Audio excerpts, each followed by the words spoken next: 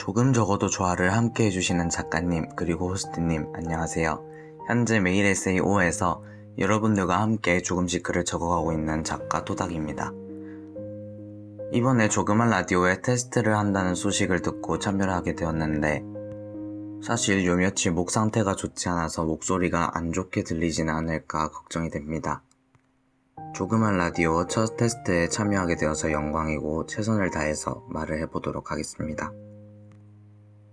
제 작가명은 제가 중학생이었을 때 선생님께서 손편지로 짧게 힘내렴 토닥이라고 써준 것에서 따오게 되었습니다.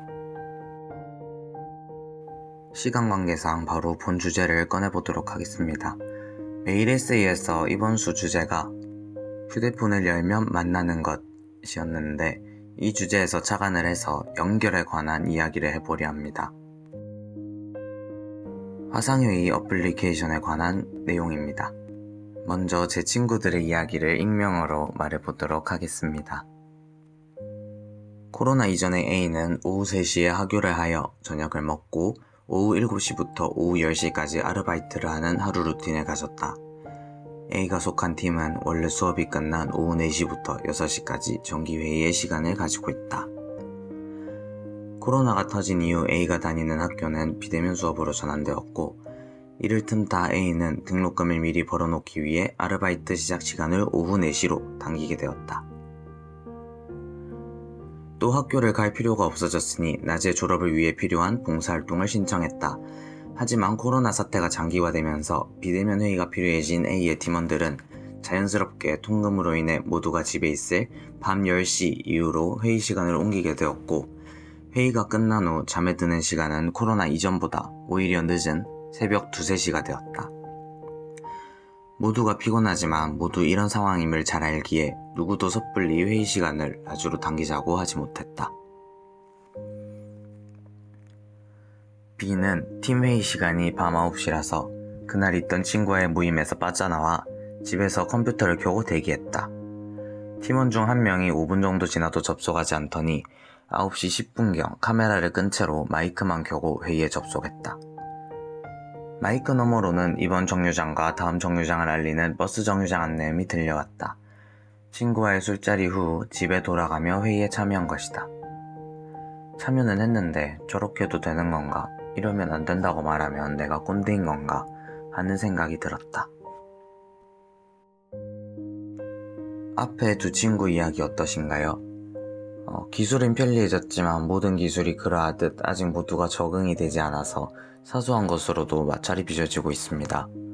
또 시공간의 제약이 사라져서 오히려 24시간을 더욱 쪼개서 쓰는 바람에 신체적으로 또는 정신적으로 피로도가 올라가는 상황이 벌어지고 있습니다.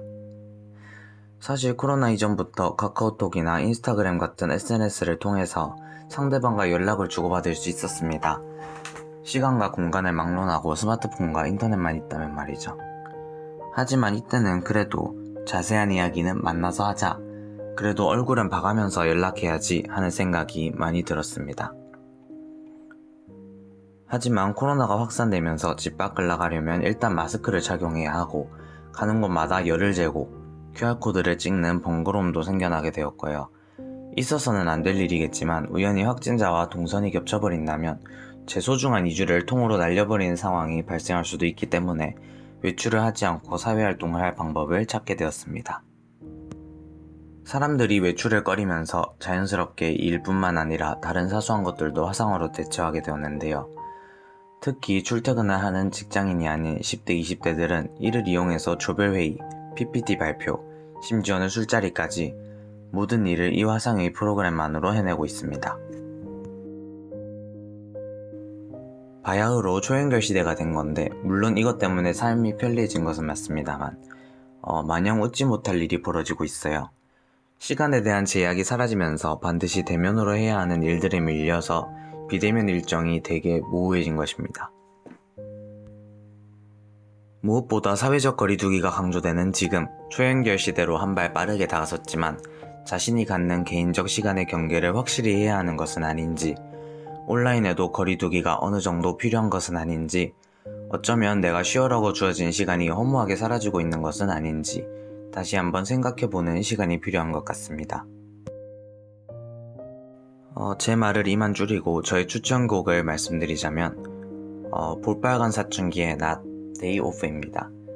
차분한 곡의 분위기와 나른함과 포근함을 나타내는 가사는 우리가 언제부턴가 잊고 살고 있는 낮의 여유를 담고 있습니다.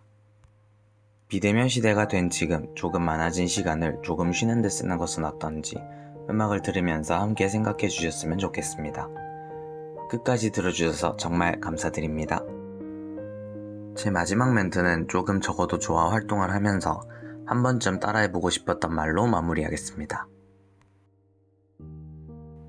일상 속에서 취미로 글 쓰는 당신과 함께합니다. 우리는 쓴 글을 나눠 읽고 대화하며 함께 책을 만드는 조금 적어도 좋아입니다.